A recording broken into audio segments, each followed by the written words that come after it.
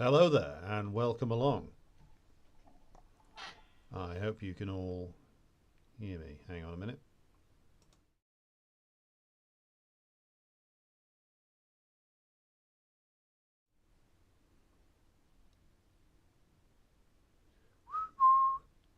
Just testing the mic. If you can hear me, let me know.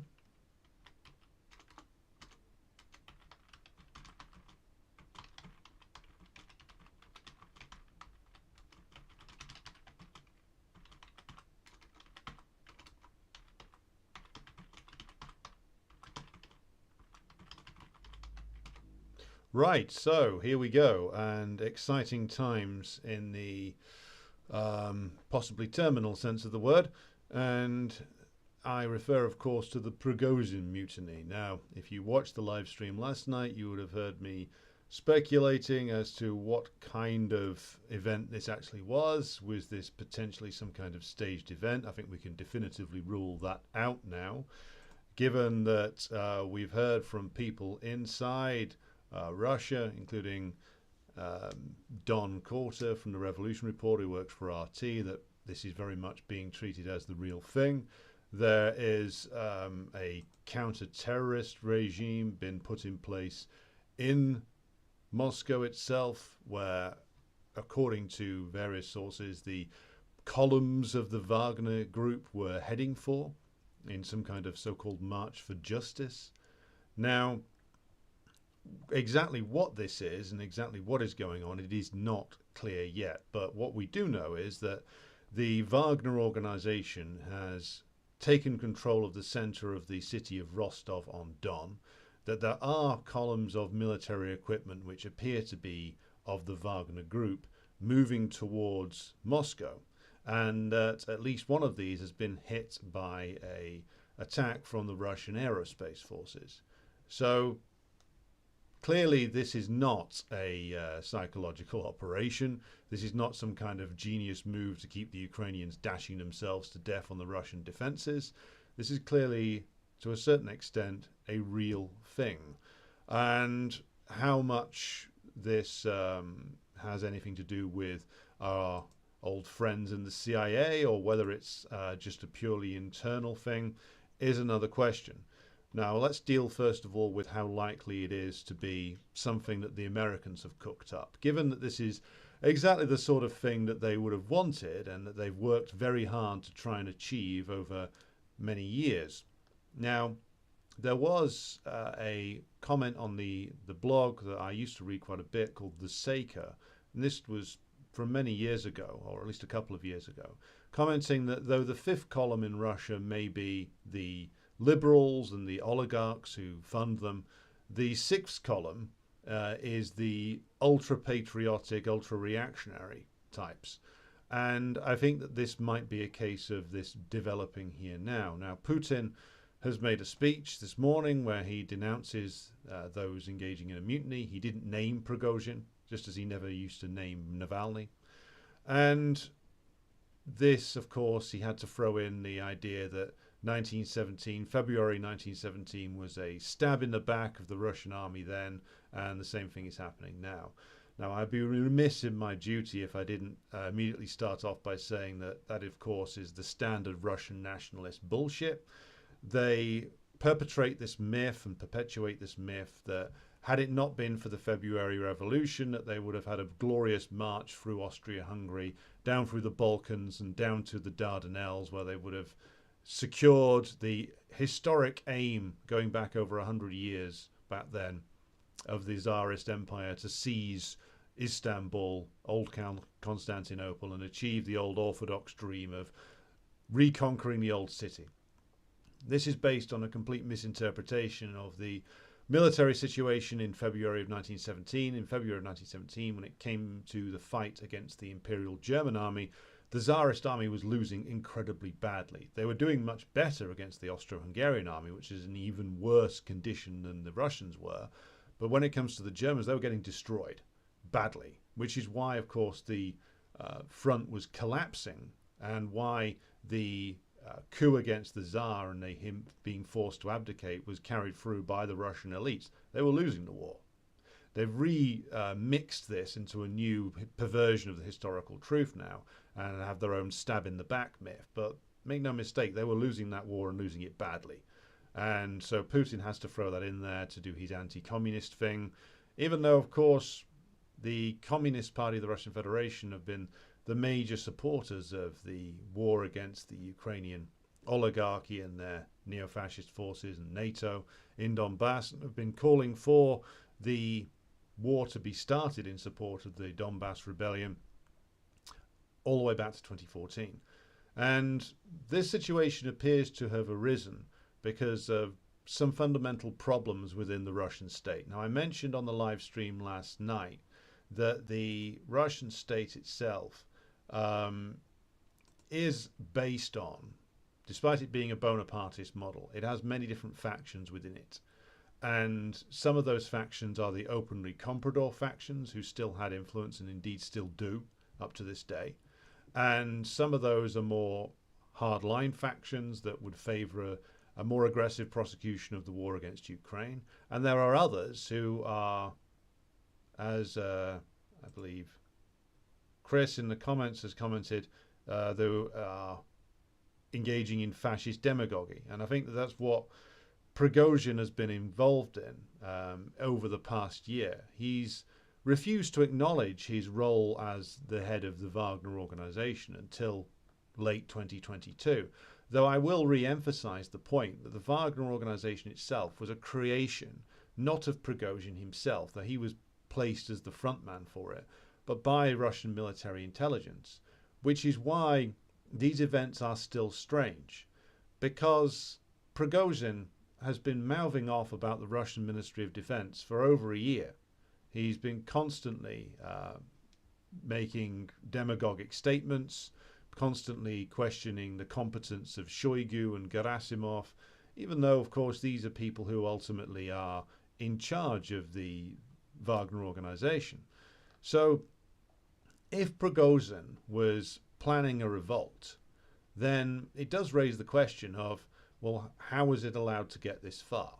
Because if he's mouthing off constantly about the MOD, about the military commanders, about the way the war is prosecuted, about the government, then it has been my assumption until this point that he was doing this either at the behest of somebody within the inner circles of the Kremlin, or at least with the toleration of them.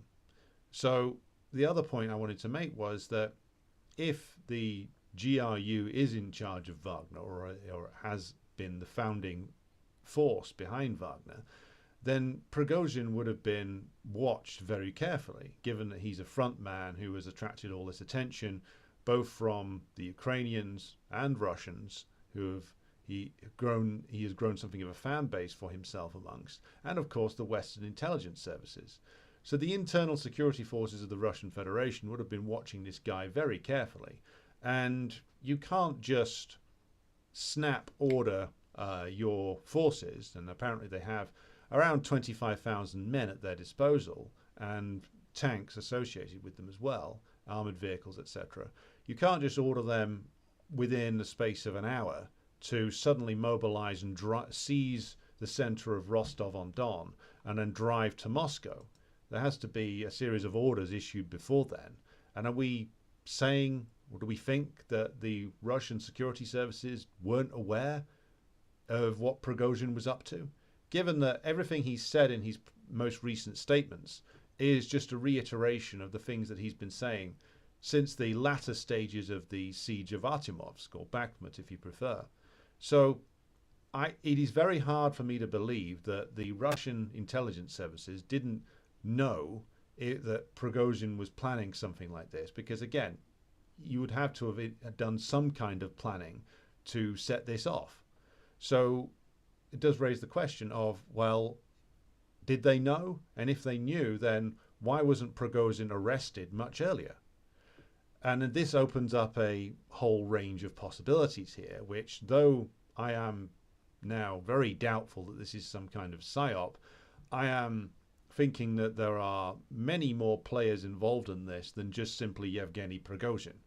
Because, again, he operates within a certain security structure. The Wagner PMC is not independent of the Russian state. So what exactly is going on here? Is this, or was this meant to be, some kind of power move conducted by a certain faction within the Russian elite, which goes far beyond Prigozhin? He is just chosen as the public face of it. Now, given that all of the regional governors of Russia, including Kadyrov, who's a very important figure in the Russian political structure, have come out and backed Putin publicly and called Prigozhin a traitor, and that he must be arrested, crushed, the rebellion must be put down. This does not appear to have worked very well, this attempted rebellion. But again, it does raise the question of, well, who else was involved in this? And I said in a comment earlier today that this did have some kind of resemblance to the coup or attempted coup or whatever it was that took place in Turkey in 2016, where, if you're not familiar with what happened there, the Gulenists were alleged, and if you don't know who that is, Fethullah Gulen was a ideological force within the AKP party and was a collaborator with Erdogan in the early years of the AKP government back in the early 2000s. And it is alleged by Erdogan that he, exercising some influence he had within the military, tried to pull off a coup in 2016, and that the Americans had some sort of hand in this as well.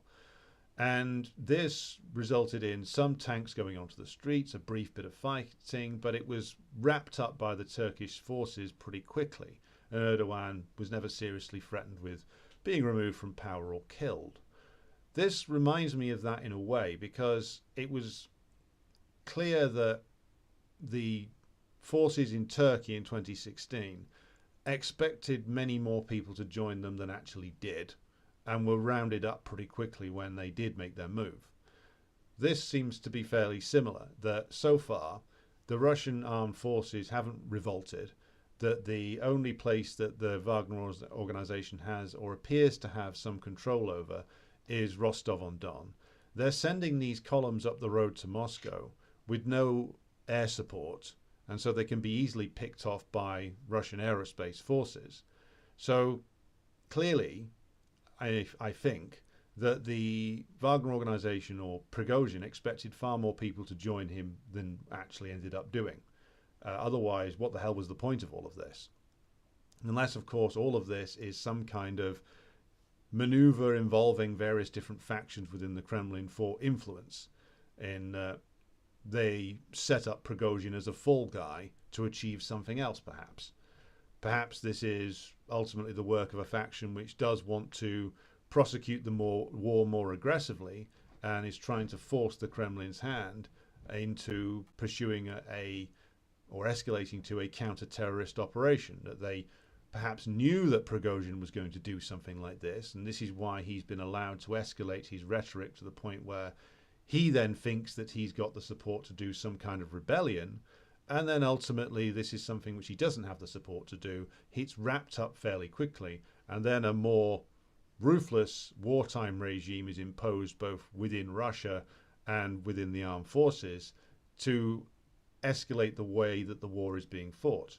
That is a possibility, because that is why I said it reminded me of, in some ways, of the so-called Gulen coup in 2016, because that was, whether it was planned by Erdogan or not, certainly it was weaponized by him in order to further entrench his control with regard to the state forces, and also to institute greater control overall inside Turkey. And as to whether this has any American or British involvement, it is of course possible. This is something that they've wanted to do for a long time. But at the moment I doubt it, because the responses we've seen so far from the Western leaders, other than Zelensky, who it's not worth taking seriously, have been very cautious. Whether it's the Americans or Macron or the Germans, they've all just said, we are observing the situation, which means, I think, that they don't know what's going on. They don't know how this is going to play out. And I think that there's always a danger with placing too much emphasis on the powers of the CIA or MI6. Yes, they are capable of great acts of horrific destruction and violence, but you get a lot of Russians thinking that they're capable of conjuring up these rebellions out of nowhere. They're not capable of doing that. They're capable of exploiting a situation, most definitely, and that would be the danger here. But a lot of people think that Gorbachev and co. were the creation of the CIA and MI6. They weren't. They were the creation of the internal contradictions of the USSR that were exacerbated by Khrushchev and the pro-capitalist reforms that followed. And that grew a layer inside the Communist Party of the Soviet Union and the Soviet state that became openly pro-capitalist and openly treacherous. But that grew out of internal contradictions. Yes, when those contradictions manifested, the imperialists were able to ruthlessly exploit them.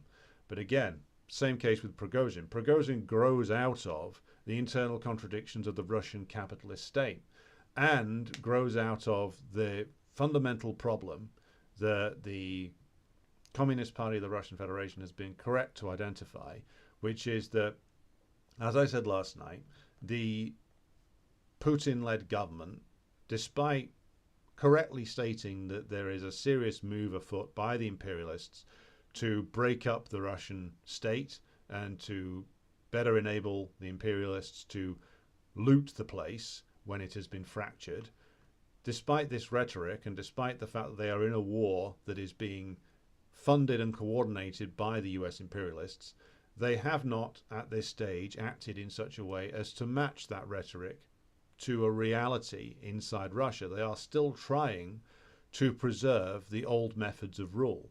And one of the key weaknesses of that old method of ruling, that old Bonapartism that Putin has been practicing with a high degree of success, it must be said, for 20 years, is that this government that he runs is afraid of the Russian masses. And more specifically, they are afraid of appealing to them. They are afraid of the potential political consequences of trying to mobilize them. And this is something which obviously the Russian communists keep calling for the government to do, but so far the government has resisted doing. Now, just as they have stepped up some elements of industrial production, stepped up state coordination, they still allow the open compradors who haven't quite come out as open traitors, but are still pursuing the line that all they want to do is to sell oil and gas and then take the money out of the country. People who are very close to being traitors but aren't quite there in terms of their words and their actions yet, they're still openly operating. They're still allowing certain amounts of capital to leave the country. They have been unwilling to disturb the fragile equilibrium that has existed within Russian society since the coming to power of Putin, and he still wants to honor his concordat with the Russian capitalist class. Again, this is unsustainable. The very foundation of Wagner was done because they wanted to be able to do things that without having to use the Russian forces, and in doing it, the Russian armed forces directly. And in doing so, what's ended up happening is they've ended up replicating some of the weaknesses of the American imperialists with regard to their own state. Now, the American imperialists, since their defeat and their disastrous defeat in Vietnam, haven't wanted to fight any kind of war like that since then. Who have they gone after since they were defeated in Vietnam? Well, Grenada, which couldn't possibly defend itself. Panama, which again couldn't possibly defend itself. Iraq that was very weak or left weakened by the 8-year-long war with Iran, and then was pounded relentlessly for month after month by the US, British and French air forces, and a lot of other air forces as well, to the point where its air defenses collapsed and then was overwhelmed by a hugely superior armed force in 1991, and then Iraq in 2003, which had been subject to over 10 years of devastating sanctions. So the American imperialists haven't wanted to pick a fight with anybody who could possibly seriously fight them for many, many years. And again, I'll go back to a favored phrase of Mao, which is that this is why they are a paper tiger, because fundamentally they are a paper tiger because their links with the masses and their ability to appeal to the masses are very, very weak. Now, the Russian state probably I think, has greater power to appeal to the Russian masses as of this moment. And I would say that the Russian masses have a much clearer understanding of the problems facing Russia than many in the Kremlin do. Many in the Kremlin are afraid of facing these problems and are afraid of instituting the kind of rule that would be necessary to actually win the war against the NATO forces in Ukraine and actually act against the genuinely treacherous elements on the home front. The creation of Wagner is a symptom of this. The fact that they and their military reforms of the 2000s did want to professionalize the military, but for a long time Putin and the others were working off the assumption that they wanted it to be more like the American military, something that was distant from the masses, something which was only drawn from narrow layers of the population, something which wasn't exposed to the kind of war fighting that the old Red Army was based around being able to actually carry out. And that's why, of course, they favored this fake private military company. But in the end, all that they ended up doing was to essentially put a pseudo-fascist demagogue as the head man for it, and to have it degenerate to the point where it and various other elements within the Russian oligarchy and within the Russian state, and I do think that Prigozhin at least had a fairly confident thought that he would get more support than he has here. All they ended up doing was growing another Vlasov. Now, who is Vlasov? Vlasov was a general in the Red Army who was captured in 1941, who ended up leading the pro-fascist forces collaborating with the Nazis inside the occupied Soviet Union. In the end, he was caught and executed, deservedly so. But prior to that, Vlasov was an acclaimed military leader inside the Soviet Union. He was one who was regarded as a very talented general. Now, in the end, they've ended up growing their own version of Vlasov in Prigozhin, it seems, even though he's not a military man, he's not a military commander. And apparently the people who run the Wagner organization are either current or recently served Russian military men. So again, they've created a problem for themselves here. And this problem has gotten worse as time has gone on. So I would reiterate the point I made yesterday, that Putin, if he's going to get through this, if they're going to actually win this thing, can't carry on ruling in the same way. Now, he said this himself, strangely enough, in his address to the Valdai Club back in November of last year. He said that the old ways of ruling are impossible to carry on with. Now, he was referring to the West when he said that, but it equally applies to him. He can't carry on this way of delicately balancing all these contradictory forces, some of which are openly traitorous, some of which are disguised traitors.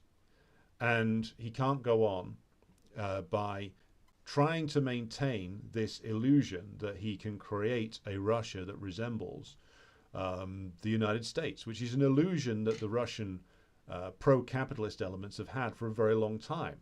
The pro-capitalist elements in the old USSR. If you look back at the evolution of the USSR, you can see the pro-capitalist elements trying to bring in various American elements, including mass consumerism, into the Soviet society.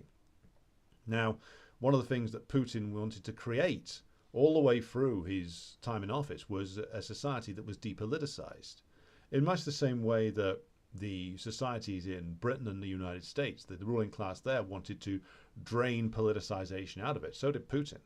But now he finds that he can't. Because again, to win this war means leaving those methods behind, including employing dodgy intelligence agency run, pseudo-fascist infiltrated private military companies. And again, divorcing themselves from the masses, not being able to appeal to them. And they can't carry on this way. And they can't carry on trying to pretend that this isn't a war that requires full societal mobilization. They are afraid of it because they know very well, having a lot of these men, people like Putin, like Medvedev, like many others inside the Russian ruling circles, a lot of these men came up through the Communist Party of the Soviet Union. They've all studied Marxism to one degree or another. One thing they do understand is full societal mobilizations fundamentally change governments, and they fundamentally change societies. And they desperately don't want to do that, but they are now faced with a situation where they will have to. They can't carry on half-arsing this. They've been forced into a mobilization to a certain degree. They've been forced into increasing industrial production. They've been forced into taking more state control over the economy, but they are still resisting taking action against those openly recalcitrant elements within the Russian ruling class that would still resist this and would still happily sell out over the question of Donbass and the question of the other Russian regions inside Ukraine. They'd happily sell out to NATO tomorrow if the Americans would give them their oil and gas contracts back. And again, you cannot continue to harbour these people and pander to them, which again is the point that the Russian communists have been making all the way along. And this is what has created this moment, because this is the contradictions within the Russian ruling circles breaking out into the open. Now, Prigozhin won't succeed. This coup won't succeed. It will probably all be over within 24 hours because fundamentally he didn't have the support within the Russian ruling circles who were going to be prepared to come out and openly back this that he thought he did. Perhaps he jumped the gun. Perhaps he misinterpreted certain signals that were being given to him. But this is a real danger. And it has given the West, the United States, the British, and of course their Ukrainian puppets a real boost to their own propaganda and their own belief in that they can carry this off. Because remember, what was the purpose of the sanctions? What was the purpose of all the things that the American imperialists and their British vassals have carried out since 2014, really, possibly earlier? It has been to generate internal rebellion inside Russia itself. They don't want to put their own forces at risk. They don't want to go into full-on war against the Russian Federation. They want to try and play up on the contradictions in Russia somehow or another by ratcheting up the pressure on the Russian economy via the sanctions. Now, ultimately, that hasn't worked. But then Prigozhin and those around him, those behind him, have given the imperialists a great gift in their actions here, because they have basically given the imperialists confirmation that some of their beliefs here were right. So again, this is a disastrous move, but it is one that has been generated by the contradictions within Russia itself, generated by the inability of the Russian ruling circles to actually admit that they are in a situation which requires fundamental change. And if they're not prepared to do that, then they're going to have ever increasing problems. They edged towards fundamental change when it comes to the economy, but they're still trying to pander to those who would want mass privatization. They edged towards changing the model of the Russian military and moving it away from the model that they've been pursuing through the 2000s, and they've had to go back to one that is much larger and based on a much larger degree of mobilization of the population. Now, fundamentally, what the Russian ruling circles are now confronted with are all the failures that have occurred since the collapse of the Soviet Union. What the Putin time in office has done, what his time in office has achieved, is a stabilization of an appalling situation, which is that the restoration of capitalism in Russia was an absolute, unmitigated disaster. Yes, Putin has stabilized it, and how has he stabilized it? He's had to go back to elements of state planning in the economy.